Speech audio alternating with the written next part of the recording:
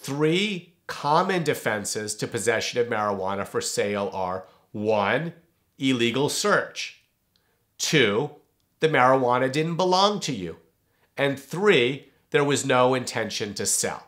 Whenever someone is arrested for possessing marijuana with intention to sell, we want to look at, was there a lawful search and seizure? Did the police have a warrant? Was there consent for a search? If the police have a warrant and they presented an affidavit in furtherance of a search warrant that contained misleading or inaccurate information, we may be able to get that search warrant thrown out. 2, the marijuana didn't belong to you. If you live in a home and there are multiple bedrooms, you have multiple roommates, and the marijuana is found in the home in a common area, it's very hard for the state to prove who that marijuana belonged to you.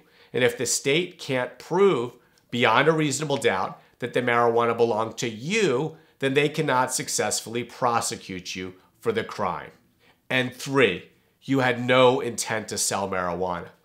Some people will possess large quantities of marijuana for the purpose of cooking, baking, making butter. And when you cook with marijuana, you need a larger quantity in order to infuse your products with the marijuana. So you can't just prove intent to sell based on quantity alone if there's some indication that you may have intended to use the marijuana for some other purpose than smoking.